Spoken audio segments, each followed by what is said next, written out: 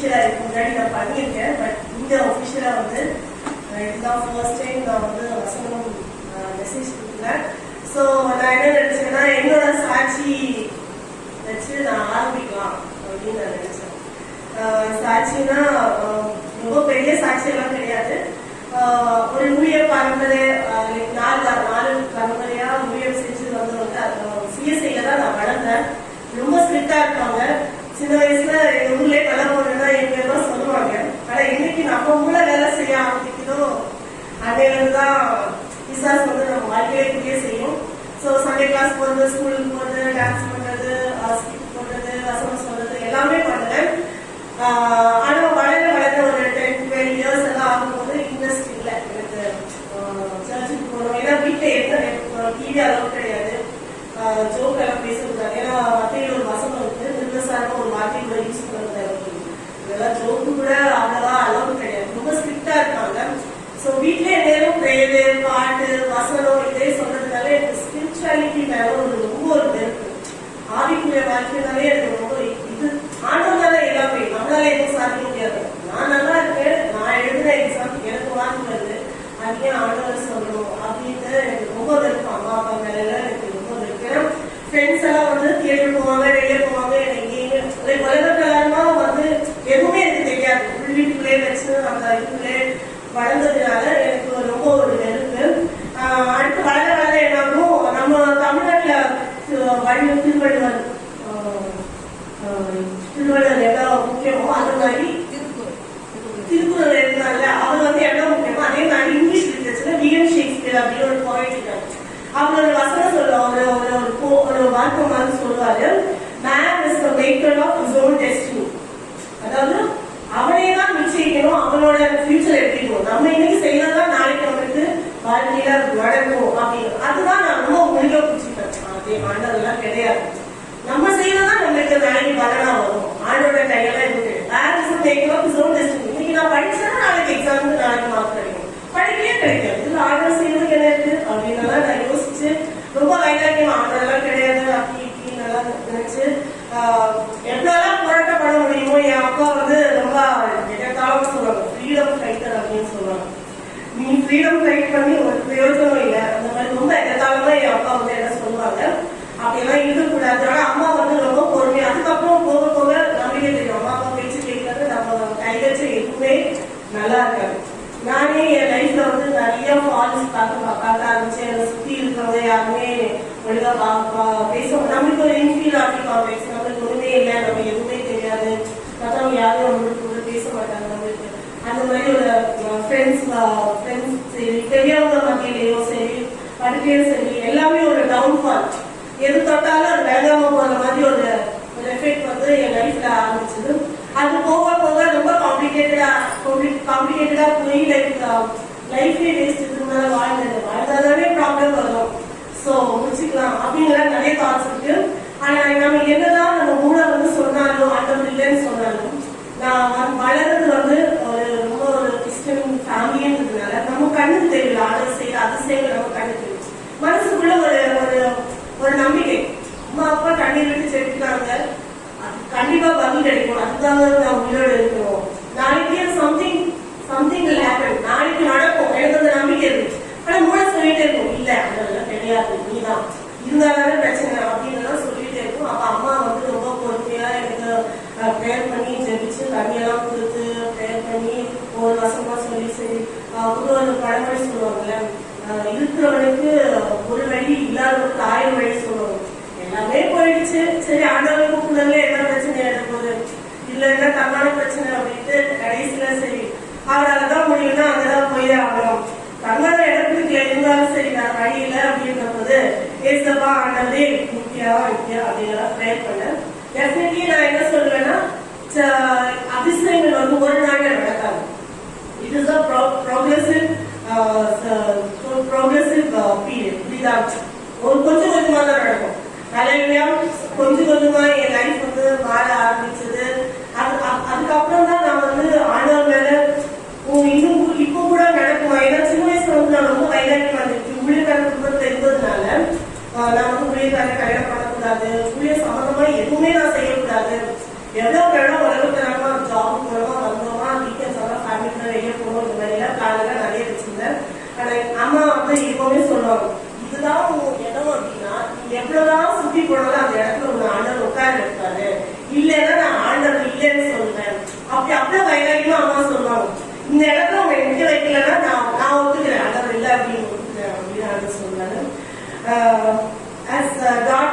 ஆண்டவரோட திட்டத்தின்படியே கடைசியில எது நடக்கக்கூடாதுன்னு நினைச்சதோ அது கண்டிப்பாக நடந்து விட்டது. அப்பதான் எனக்கு வசன ஞாபகம் வந்தது. ஆதியாகமம் 28ஆம் அதிகாரம் 15ஆம் வசனம்.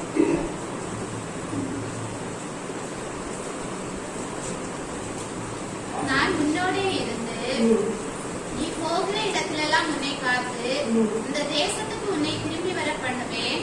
நான் உனக்கு சொன்னதை செய்யும் அளவும் உன்னை கைவிடுவதில்லை என்றார். அப்போ என்னன்னா நான் ஊழியக்கான குடும்பம்ன்றதுனால ஆண்டவர் வந்து நிறைய வெளிப்படுத்துவார். வாழ்க்கைக்கு இதெல்லாம் செய்யணும், இதெல்லாம் நடக்கும். நான் நினைப்பேன், நான் போனாலும் நடக்கும், நான் ஊழியர் பக்கமே போக மாட்டேன், நான் எப்படி ஊழியர் செய்வேன். அதாவது பிறக்கும் போதே தெரியும் ஊழியத்துக்காக தான் இந்த நமக்கு வந்திருக்கா அப்படின்னு சொல்லிதான் வளர்த்தாங்க. எனக்கும் ஆசை தான், ஆனா மனசால செய்ய மாட்டேன். எல்லாருக்கும் முன்னாடி நானும் ரொம்ப பக்தி காட்டுறேன் அப்படின்றத தவிர்த்து மனசாலவே நான் செய்ய மாட்டேன். இத்தனை வருஷம் ஒரு 20 இதெல்லாம் நடக்கிறது ஒரு 20 வயசுக்கு மேலதான். அத்தனை வருஷமும் நான் சர்ச்சுக்கு போயிட்டேன், வசனம் சொல்லி எல்லாமே பண்ணிருக்கேன். சர்ச்சில் என்னெல்லாம் பண்ண முடியுமோ எல்லாமே பண்ணிருக்கேன். ஆனா what is the relation between me and God? எனக்கும் ஆண்டவருக்கும் நடுவில் என்ன அப்படின்ற கேள்விக்கு எனக்கு அது வரைக்கும் எனக்கு பதில் கிடைச்சது. எனக்கு பர்சனலா இந்த சர்ச்சில் கூட ஒரு சில தெரியும். அம்மா அப்பா சர்ச்சுக்கு போறாங்க, நானும் போறேன். என் ஹஸ்பண்ட் சர்ச்சுக்கு போறேன், அதனால நானும் வரேன். என் வைஃபு சர்ச்சுக்கு போறாங்க, அதனால நானும் வரேன். உங்களுக்கும் ஆண்டவருக்கும் என்ன? அதுதான் கேள்வி. ஹல்லேலூயா. அதாவது நானும் கிறிஸ்டியன், நானும் சண்டே ரொம்ப பிஸி அப்படின்னு வர்றது கிடையாது. ஹல்லேலூயா. உங்களுக்கும் ஆண்டவருக்கும் என்ன? நான் ஒரு 20-22 வயசு வரைக்கும் எனக்கு எதுவும் அம்மா அப்பா போன வழியில சண்டே சர்ச் வீட்டுல இருக்க விட மாட்டாங்க, அதனால நான் சர்ச்சுக்கு போறேன். ஹல்லேலூயா. அப்ப எனக்காக கொடுத்த வெளிப்பாடுகள் நான் வந்து மறுதளிச்சிருக்கேன், ரொம்ப மறுதளிச்சிருக்கேன். இதெல்லாம் எப்படி நடக்கும், நான் உரிய பாதையில போனாதானே நான் உங்களால பிரமாணமா போறேன் அப்படின்னு ஆரம்பிச்சிருக்கேன். ஆனா ஆண்டவர் சொன்ன வார்த்தை எப்படி, நான் சொன்னதை செய்யும் அளவும் உன்னை கைவிடுவதில்லை. ஹல்லேலூயா. இப்படி கூட என் லைஃப் மாறும் அப்படின்னு நான் ஒரு நாளும் நினைச்சதில்லை. I thought like இதுக்கு மேல நம்ம லைஃப் நடக்காது அப்படின்னு நினைச்ச நிறைய நாட்கள் உண்டு, இல்லைன்னு இல்லை. ஹல்லேலூயா. அதுதான் எரேமியா 1ஆம் அதிகாரம் 5ஆம் வசனம் 2வது வாசிங்க.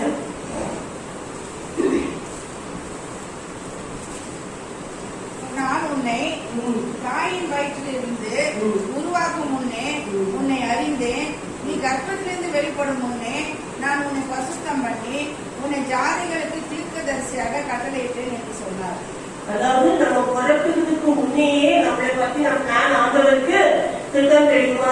இன்னொரு வசனம் சொல்லி நானுமே பேர் சொல்லி அழைத்தேன். கொஞ்சம் யோசிச்சு பாருங்க, ஒரு குழந்தை பிறக்குது, ஒரு வாரம் இல்லை ஒரு மாசம் கழிச்சுதான் நம்ம ஒரு குழந்தைக்கு பேர் வைக்கணும். அதுலயே ஒரு சிலருக்கு என்ன ஆகும், பிராக்டிஸ் ஞானஸ்தானம் முடிச்ச உடனே அந்த பேரை ஒரு சிலருக்கு மாத்தலாம் இல்லையா? அந்த பேரை நீங்க உங்க அம்மா வயசுல இருக்கும் போதே ஆண்டவர் அந்த பேரை சொல்லி அழைத்திருக்கிறார். ஹல்லேலூயா. அவருக்கு உங்க மேல வைத்திருக்கிற அன்பு, உங்க மேல வைத்திருக்கிற நோக்கம் பெரிது. ஹல்லேலூயா. அதாவது ஆண்டவர் நான் வந்து என்ன பேசணும், எதை பத்தி பேசணும் அப்படின்னு வந்து போதகர் வந்து சொன்னாங்க, இந்த ப்ராமிஸ் வாக்குதத்த வசனம் அதுக்கு ஏற்ற மாதிரி பேசுங்க அப்படின்னு சொன்னாங்க. நான் பிரேயர் பண்ணி ஆண்டவர்கிட்ட கேட்டேன். ஆனா ஆண்டவர் வெளிப்படுத்தணும் ஒரே ஒரு விஷயம், உங்களோட பிறப்புக்கு பின்னாடி ஒரு காரணம் இருக்கு. ஹல்லேலூயா. அதாவது 2000 வருஷத்துக்கு முன்னாடி ஒரு மாட்டு தொழுத்து ஒரு குழந்தை பிறந்தார். ஹல்லேலூயா. எதுக்கு பிறந்தாரா? உலகத்தின் பாவத்தை சுமக்க பிறந்தார் அப்படின்னு இன்னைக்கு நம்ம அதை நம்புறோம், நம்ம அவரை ஆராதிக்கிறோம். ஹல்லேலூயா. அதே மாதிரிதான் நான் வந்து கம்பேர் பண்ணேன், நம்ம ஆண்டவரை கம்பேர் பண்ணேன். அதே மாதிரிதான் இன்னைக்கு நம்ம இந்த இடத்துல இருக்கோம் அப்படின்னா அதுக்கு கண்டிப்பாக ஒரு காரணம் இருக்கு. கொஞ்சம் அதாவது இப்போ பிராக்டிக்கலா கொஞ்சம் யோசிச்சு பாருங்க. கொரோனா வந்துட்டு எத்தனையோ பேர் இடத்துக்கு போறாங்க, நம்மளுக்கு அவங்களுக்கு, அதாவது நம்ம பக்கத்துல போறவங்க நமக்கு அவங்களுக்கு ஒரு வித்தியாசம் கிடையாது. இருந்தும் நம்ம இன்னைக்கு உயிரோட வைத்திருக்கிறாங்க அப்படின்னா it is for a reason. Hallelujah. There is a reason behind your birth. பிறப்பின் பின்னாடி ஒரு காரணம் இருக்கு. Hallelujah. There is a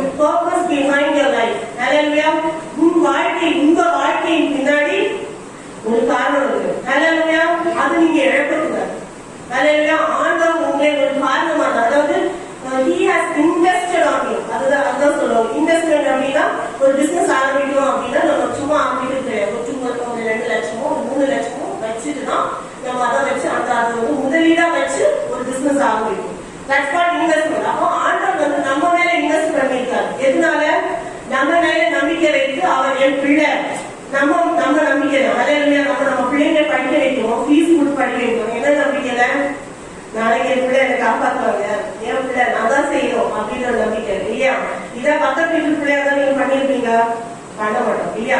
அப்போ ஆண்டவர் வந்து இத்தனை கோடி மக்கள் இருந்தும் என்னையும் உங்களையும் ஆண்டவர் தேர்ந்தெடுத்திருக்காரு. அது ஒரு பெரிய விஷயம். He has invested on us. அப்படியே ஒரு நம்பிக்கை நம்ம மேல. நம்ம எதையாவது ஆண்டவருக்காக செய்வேன் அப்படின்னு நம்ம இது ஏற்கனவே முன்னாடி பேசின நிறைய பேசியிருப்பாரு இந்த விஷயத்தை பத்தி. அதனால நான் வெளிப்படையா பேச மாட்டேன். என்ன விஷயம் அப்படின்னா மத்தேயு 9வது அதிகாரம் 37வது வசனம்.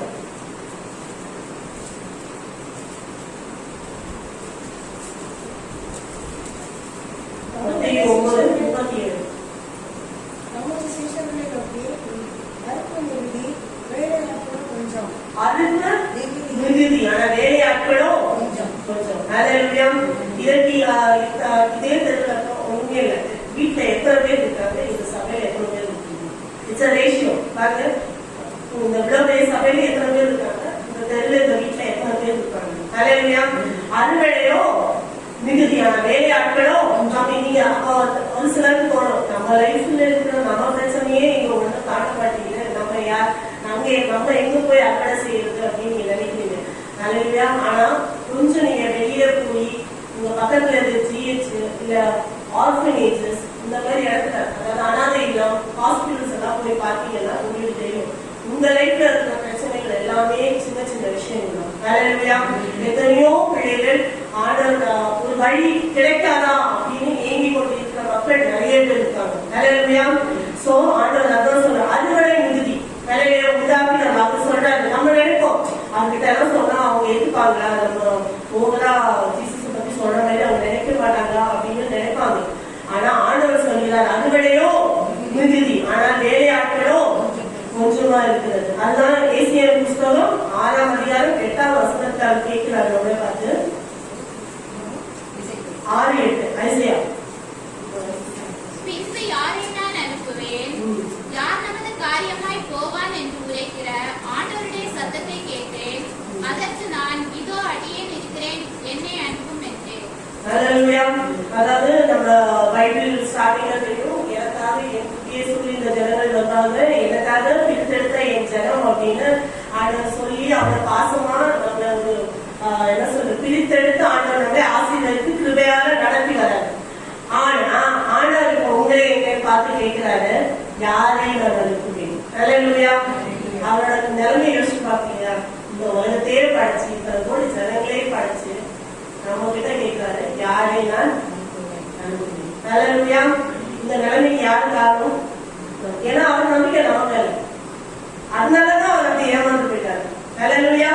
அதனால நம்ம அதுக்கு இடம் கொடுக்காம ஆண்டவர் ஹல்லேலூயா திருப்பி ஆண்டவர் வெளிப்படுத்துற ஒரே ஒரு விஷயம், உங்க வாழ்க்கைக்கு பின்னாடி ஒரு காரணம் இருக்கு. ஹல்லேலூயா. இன்றைக்கு நீங்க இங்க இருக்கீங்க அப்படின்னா there is a reason behind it. ஹல்லேலூயா.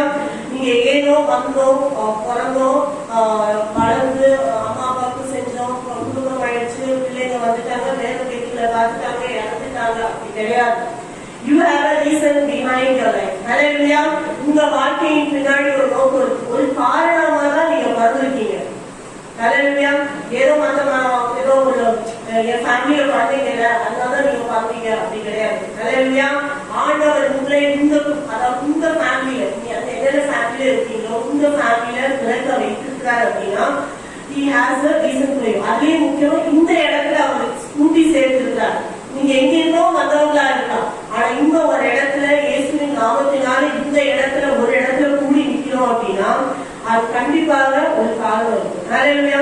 எல்லாருக்கும் ஒரே காரணம் நான் சொல்ல மாட்டேன், அவங்களுக்கு they have their own calling. ஹல்லேலூயா. 5 பேரும் ஒரு போல கிடையாது. இந்த வேலைக்கு ஒரு சில விஷயங்கள் தான் செய்ய முடியும், இந்த வேலையில ஒரு சில விஷயங்கள் தான் பண்ண முடியும். பெண் பிடிக்கணும்னா கடைசி ஃபிங்கர்ஸ் யூஸ் பண்ண முடியாது. எல்லா வேலையுமே வித்தியாசமானவங்க. அதே மாதிரி நானும் நீங்களும் வித்தியாசமானவங்க. ஹல்லேலூயா. எல்லாரும் வந்து பாடணும்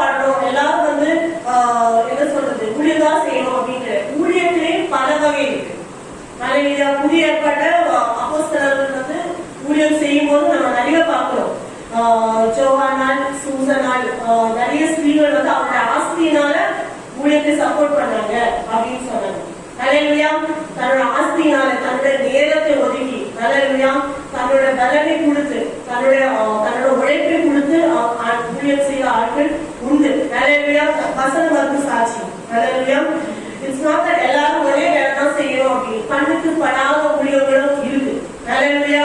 நம்ம அதாவது வெரி சிம்பிள். நிறைய பேருக்கு இப்ப வெளியே வர முடியாது அப்படின்னு இருந்தாலும் வீட்டுல உட்கார்ந்து நம்ம நேரத்தை ஒதுக்கி நம்மளோட பலத்தை ஒதுக்கி ஜெபித்தாலே ஆண்டவர் பெரிய இருக்கிறது. ஹல்லேலூயா. அதுதான் நானும் நீங்களும் வந்திருக்கிற ரீசன். ஹல்லேலூயா. அது நீங்க ஆண்டவர் கிட்ட கேட்டு அந்த ரெவலேஷன் நீங்க வாங்கிக்கணும்.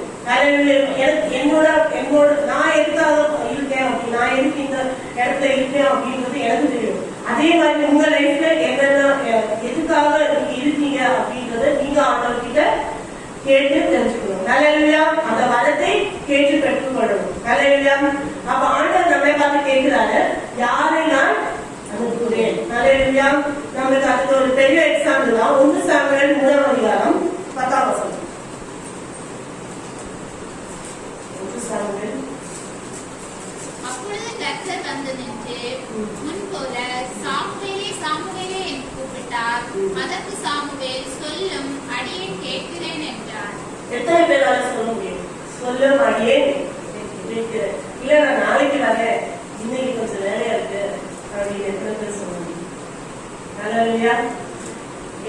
சாமுவேலே சாமுவேலே, அதாவது அந்த குழந்தைக்கு எவ்வளவு வயசு இருக்கும்? 4 or 5, மேக்ஸிமம் 5 years இருக்கும். அந்த குழந்தை சொன்ன சொல்லும், அடியேன் கேட்கிறேன். ஹல்லேலூயா. அட்லீஸ்ட் அவளுக்காக நீங்க வெளியே போய் உழைக்கணும் அப்படி கிடையாது. அட்லீஸ்ட் அவளுக்கு சொல்ற வார்த்தையை கேட்கிற மனதால் உங்களுக்கு இருக்க வேண்டும். ஹல்லேலூயா. உங்களுக்காக அவர் சிலுவையில் ரத்தத்தை சிந்தி, நம்ம மேல நம்பிக்கை வைத்து ரத்தத்தை சிந்தி நம்மளே விட்டார். ஹல்லேலூயா. அதுக்கு நம்ம ரொம்ப கொடுத்து வச்சிருக்கோம். ஹல்லேலூயா. அதுக்காக ஒரே ஒரு வார்த்தை ஆண்டவரை பார்த்து, நீங்க சொல்லும், அடியேன் கேட்கிறேன். ஹல்லேலூயா. எத்தனை பேர் அப்படி சொல்ல முடியும் மனசார? ஹல்லேலூயா. சொல்லும், அடியேன் கேட்கிறேன். ஆண்டவர் திருப்பியுமாக இந்த ஆக்சுவலி இந்த மெசேஜுக்கு தலைப்பு கிடையாது. இந்த பாசிங் கூட கேட்டாரு, என்ன தலைப்புன்றது சேஃப்டி அப்படின்னு. தலைப்பு வைக்க தெரியல, சாட்சி சொல்லி சொல்லிடுறேன் அப்படின்னு நான் சொன்னேன். ஆனா ஆண்டவர் வெளிப்படுத்துற ஒரே ஒரு விஷயம் நான் சொல்றேன். முதல் வேணா உங்களுக்கு கொஞ்சம் வித்தியாசமா தெரியலாம். எனக்கு தெரிஞ்ச லாங்குவேஜ்ல எனக்கு என்னால முடிஞ்ச அளவுக்கு நான் பேசுறேன். ஹல்லேலூயா. ஆண்டவர் சொன்ன ஒரே ஒரு விஷயம், இங்க இருக்கிற ஒவ்வொருத்தவங்களுக்கும் ஆண்டவர் வெளிப்படுத்துற ஒரே ஒரு விஷயம், உங்க வாழ்க்கையில முன்னாடி ஒரு காரணம் இருக்கு. ஹல்லேலூயா. ஒரு நோக்கம் இருக்கு. இன்னைக்கு நீங்க இந்த இடத்துல இருக்கிறீங்கன்னா there is a reason behind it. ஹல்லேலூயா. அதாவது நம்ம இப்ப வாழ்க்கிற காலம் அப்படின்றது it's a grace time. grace timeனா இந்த எக்ஸாம் எழுதுறவங்களுக்கு தெரியும். லேட்டா வந்துட்டு சொல்லி எக்ஸ்ட்ரா 5 minutes கொடுத்து சரி இந்த 5 நிமிஷத்துல அவன் எவ்வளவு கவுக்க போறான் அப்படின்ட்டு ஒரு சில விஷயத்துல விடுவாங்க. 5 நிமிஷத்துல அப்படி, ஏன்னா mostly I don't know, mostly எல்லாருக்குமே 2 மணி நேரத்துல 1.5 மணி நேரத்துல எதுவுமே வராது. அந்த லாஸ்ட் ஹாஃப் அன் ஹவர் படிச்சதெல்லாம் மனசுல வரும். அப்ப சரி இந்த 5 நிமிஷமாவது அவன் எழுதி பாஸ் ஆனா பாஸ் ஆகிட்டு போயிட்டீங்க. ஒரு சில டீச்சர்ஸ், எல்லாருமே கிடையாது, ஒரு சில டீச்சர்ஸ் வந்து ஒரு 5 minutes 2 minutes கொடுத்தா அதெல்லாம் முடிச்சுடுங்க அப்படின்னு ரொம்ப ஸ்ட்ரிக்டா சொல்லுவோம். அதே மாதிரி நாங்களும் நீங்களும் அவருடைய பாதைக்கு திரும்பி வரணும் அப்படின்றதுக்காக ஆண்டவர் வந்து அந்த கிரேஸ் டைம், எக்ஸ்ட்ரா டைம், அதுலதான் நம்ம இப்ப வாழ்ந்துட்டு இருக்கோம். ஹல்லேலூயா. அவர் வர வேண்டிய நேரம் ரொம்ப ரொம்ப நெருங்கி விட்டது. ஆனால் அவர் நம்மளையும் உங்களுக்காக என்னையும் உங்களையும் நினைத்து ஆண்டவர் என்ன பண்றாரு? இல்ல பிள்ளைகிட்ட வந்தாங்க. ஹல்லேலூயா. அதுதான் நான் ரொம்ப ஆச்சரியப்பட்டேன். நான் ரட்சிக்கப்பட்ட புதுசுல வந்து நான் ரொம்ப ஆச்சரியப்பட்டது. இப்போ ஒரு 22 years I have been wasted. ஆண்டவரே மனசால தெரியாம 22 வருஷம், ஆனா 22 வருஷம் ஒரு பொறுமையா எனக்காக காத்துருக்கிறாங்க. அது எவ்வளவு பெரிய விஷயம். அது என்னோட லைஃப். உங்க லைஃப்ல நீங்க யோசிச்சு பாருங்க. என்னைக்கு நீங்க ஆண்டவரே உள்ளத்துல நீங்க ஏத்துக்கிட்டீங்க அந்த வயசு வச்சு யோசிச்சு பாருங்க. அத்தனை வருஷம் அதுக்கு முன்னாடி கொஞ்சம் யோசிச்சு பாருங்க. எத்தனையோ பிரச்சனை உங்க லைஃப்ல வந்திருக்கும். இப்ப வரலாம், இப்ப நான் உங்களுக்கு ஒரு பிரச்சனை கொடுத்துருக்கேன், ஒரு பிரச்சனை வந்திருக்கு, அவன் இப்ப வந்தான்னு ஆண்டவரை எதிர்பார்த்து இருக்கிறார். ஹல்லேலூயா. ஆனா நம்ம என்ன பண்றோம்? மறுதளித்து ஒண்ணுமே இல்லை, எல்லா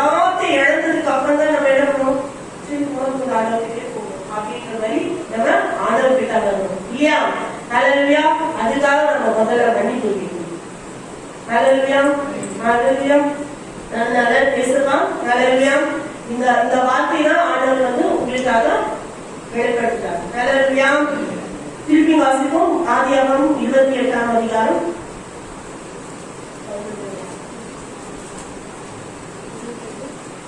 நான் உன்னோடு இருந்து நீ போகிற இடத்திலெல்லாம் உன்னை காத்து இந்த தேசத்துக்கு உன்னை திரும்ப வர பண்ணுவேன். நான் உங்களுக்கு சொன்னதை செய்யும் மூலம் உன்னை கைவிடுவேன். ஹalleluya. இந்த வருஷத்தோட வாக்குத்தத்த வசனம் என்னது? நீங்கள் இப்போது இருக்கிற 1000 மடங்கு ஆசீர்வாதங்களை 1000 மடங்கு அதிகமாய் உங்களை ஆசீர்வதிப்பார். ஹalleluya. ஆண்டவர் இந்த வார்த்தை உங்களுக்கு சொல்லி இருக்காரு அப்படின்னா கண்டிப்பா அதை செய்யும் அளவும் உங்களை கைவிட மாட்டேன். நீங்களே விலகி போனாலும் அது விடமாட்டேன். அதாவது பொதுவா சொல்லுவாங்க ஆண்டவர் வந்து நம்ம கையை கரம் பிடித்து நடத்துறாரு அப்படின்னு சொல்லுவாங்க. ஆனா நம்ம வந்து பிடிச்சா என்ன பிடிப்போம், இங்க பிடிப்போம், இதை பிடிப்போம் இல்லையா? ஆனா ஆண்டவர் இப்படி பிடிப்பார். இன்கேஸ் நம்ம விட்டா கூட அவர் பிடிச்சிருப்பாரு. நம்ம இழந்த மாதிரி தெரியும், ஆனா அவரு நம்மளை பிடிச்சிருப்பாரு. That's how God rules us. ஹalleluya. ஆண்டவர் நம்ம இந்த பிடிச்சிருக்காரு. கரம்ன்றது கை ஃபுல்லாவே கரம் தான். ஆனா அவருக்கு நம்ம விரல பிடிக்கும், இங்க தான் பிடிச்சிருக்காரு. அப்போ நம்ம ஒரு கஷ்டத்துல ஒரு இடர்கள் மத்தியில நம்ம ஆண்டவர் மறந்துட்டா கூட இந்த கையை நம்ம விட்டா கூட ஆண்டவர் நம்ம கத்தை விடுவதில்லை. ஹalleluya. அதுதான் வசனம் சொல்லுது, நான் ஒருவரும் உன்னை விட்டு கைவிடவும் இல்லை, விட்டு விடுவதும் இல்லை. ஹalleluya. இந்த நிமிஷத்துல ஹalleluya மனசுல இருந்து இந்த காரணத்தை ஆண்டவர் கிட்ட கேளுங்க. உங்களோட பர்சனல் லைஃப்ல நீங்க வீட்டுக்கு போய் நீங்க எப்போ ப்ரேயர் பண்றீங்களோ ஆண்டவர் கிட்ட கேளுங்க. என் நோக்கம், என் வாழ்க்கையின் நோக்கம் என்ன அப்படின்னு நீங்க ஆண்டவர் கிட்ட கேளுங்க. ஹalleluya. இத்தனை நாள் நான் தெரியாம இருந்திருக்கேன். ஹalleluya.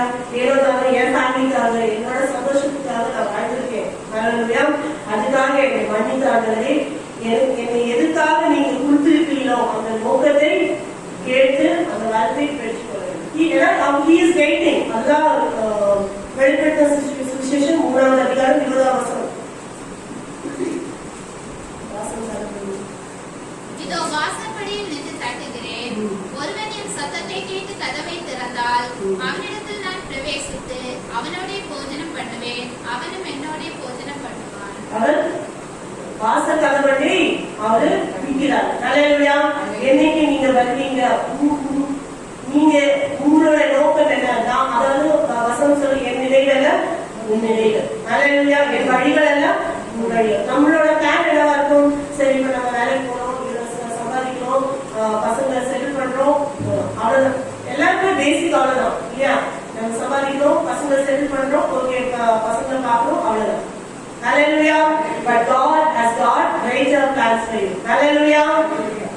மத்தவங்க மாதிரி உலக பிரகாரமான வந்து எப்படி வந்தாங்களோ வாழ்ந்தாங்களோ இறந்து போனாங்களோ இல்லாமல் உங்களையும் என்னையும் ஒரு பெரிதான ஒரு நோக்கத்துக்காக ஆண்டவர் அழைத்திருக்கிறார். Hallelujah. அது என்ன வந்து எனக்கு தெரியாது. Hallelujah. உங்களோட நீங்க ஆண்டவர் கிட்ட தான் கேட்கணும். Hallelujah. ஒரு சிறு ஜெபத்தை பண்ணி நம்ம முடிப்போம். ஸ்தோத்திரம் ஆண்டவரே இயேசுப்பா. இந்த மக்கள் உங்க கருத்துல கொடுக்கிற ஆண்டவரே இயேசுப்பா, இந்த கேட்ட வார்த்தையை உங்களுக்கு ஆசீர்வதிக்கிறாங்க ஆண்டவரே. இந்த வார்த்தை ஆண்டவரே அவருடைய மனசுல ஆண்டவரே அவங்களுடைய இதயத்துல போய் கிரியை செய்கிறாங்க ஆண்டவரே இயேசுப்பா. ஸ்தோத்திரம் ஆண்டவரே. ஒவ்வொருத்தரும் ஆண்டவரே அவங்களுடைய வாழ்க்கையின் நோக்கத்தை ஆண்டவரே உண்மையிலிருந்து கேட்டு பெற்றுக்கொள்ள ஆண்டவரே கிருபை செய்கிறாங்க ஆண்டவரே இயேசுப்பா. இத்தனை நாட்கள் ஆண்டவரே வீணாக கழித்ததுக்காக என்னை மன்னித்து அருள்வீராக ஆண்டவர் இயேசுப்பா. ஆண்டவர் ஒரு விஷயம் கண்ணோக்கி பாருங்க ஆண்டவர் இயேசுப்பா. அவருடைய ஜெபங்களை கேட்பீராக ஆண்டவரே இயேசுப்பா. இன்னுமாக ஆண்டவரே அவங்க மனசுல என்னென்ன தேவைகள் இருக்கோ நீங்க கொடுத்து ஆசீர்வதிப்பீராக. இயேசுவின் நாமத்தில் ஜெபிக்கிறோம் பிதாவே.